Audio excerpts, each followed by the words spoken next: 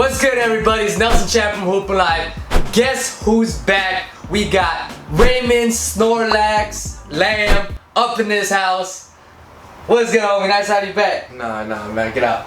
Get out! And you already know what sneaker review we're doing today. D-Rose 7. I got the super flashy solar red colorway because you know I like my kicks flashy. I got the heather gray colorway. I got the more sleek looking shoe. As always, we're gonna start off with the traction. The D-Rose 7 has a translucent outsole with multi-directional traction pattern treads.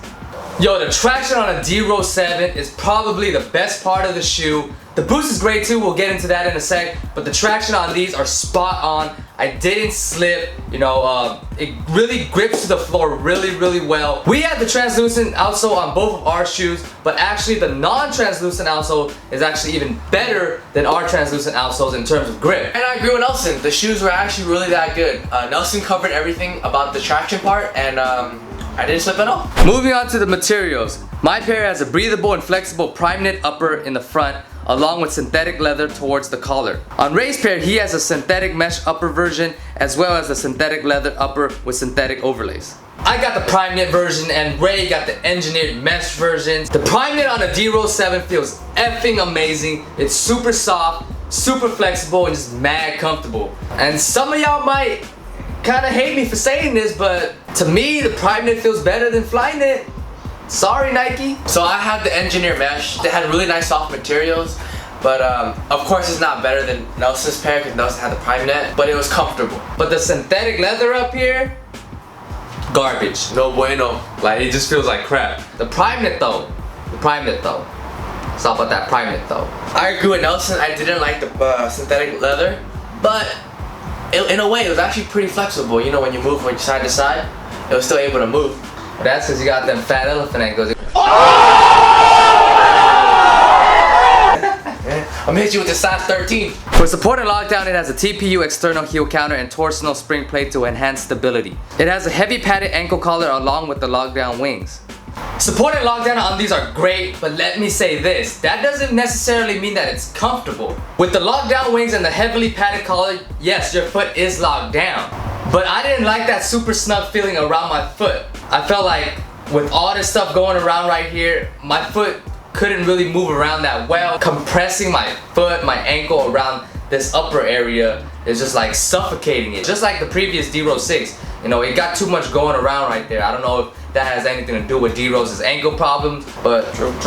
In terms of support and lockdown though, yes, this shoe holds down your feet really well. That's good on that part, but I just didn't like the feeling around it. You know what I'm saying? As far for lockdown for me, I actually do like the lockdown. The lockdown was good for my ankles. It had that snug feeling, which I do like because I'm more of a bigger person than Nelson. Nelson likes that slippy slide, you know, that quick motion.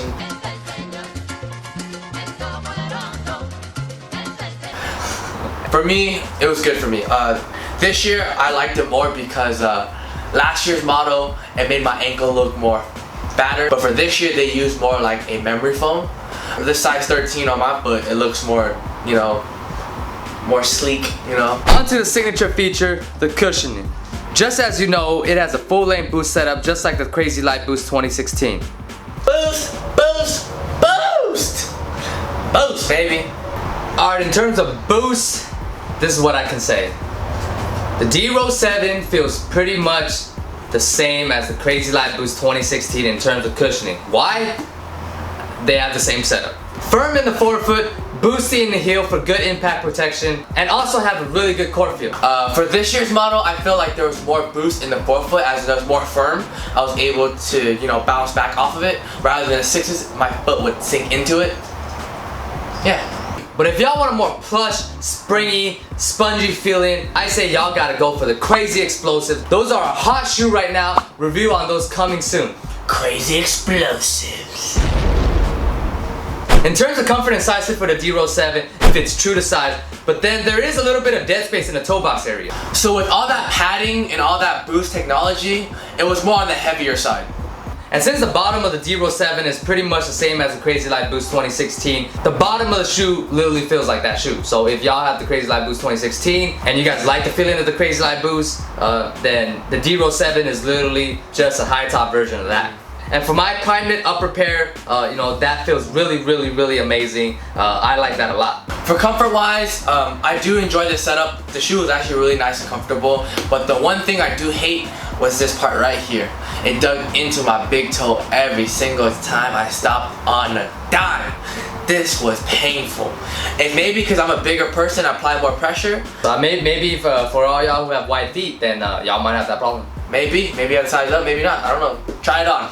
As far as pricing for the D-Roll 7, the Primeknit version goes for $160. And for the engineer mesh model, it goes for $140. $160 for the D-Roll 7, I would say is a little bit pricey, but for $20 extra for the Primeknit, I would say it's really worth it. The Primeknit is just that amazing. But $140 for the engineer mesh model is solid too. You can't go wrong with that. But throughout the years, the D-Rolls line do go on sale pretty quickly. So if y'all don't mind waiting a little bit, you can probably find these, you know, for a discounted price. And for my overall rating for the D-Roll 7, I'm gonna give them an 8.5 out of 10. Like I said, this was similar to the Crazy Light Boost 2016, but with the Primeknit upper on my pair, it really enhances the comfort and feel of the shoe. I have yet to try on the Primeknit version of the Crazy Light Boost 2016. I'm sure if I did have them, it would feel really good as well too. Maybe that I would give that an 8.5. But you know, in terms of the D-Roll 7, it deserves an 8.5 out of 10. Like I said, you know, the D-Roll 7 is literally a high top version of the Crazy Light Boost 2016. It's just that with the Primeknit upper, it just enhances it by a little bit. My overall rating for the D-Roll 7, I give it an 8 out of 10. The D-Roll 7s are actually a really good shoe. I do like them, but there's parts I dislike and there's parts I do like. First, I do enjoy the full length boost. Second, I do like the engineered mesh. And third, I like the memory foam. It doesn't make my ankle look bad. I don't know how many times I have to say this, but I do like this. And then the part that I hate the most is this part right here. I hate this with a passion. And overall, the D-Roll 7 for me, it's a really good shoe. I love my favorite part, like I said many thousand times, is the Primeknit upper. Second, the traction was fantastic. What I didn't like, you know, was the super padded collar right here, along with, you know, the wing straps. It really bugged me a lot around the ankle. Also, it did feel more towards the heavier side. And overall, this might still make a run for my top 5 sneaker rotation.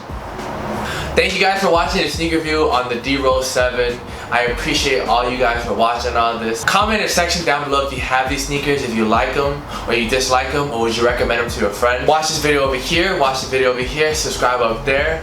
I am your host, Raymond Lam. Nelson Chan isn't the best homie, but it's all good. And where's my homie Chalk? What's up, Char Char? So yes, the other day, Char Char got banged on the windmill status, and Nelson is a bad owner, huh? It's okay, Char Char. I got you. So peace out, y'all. Ah! And we out.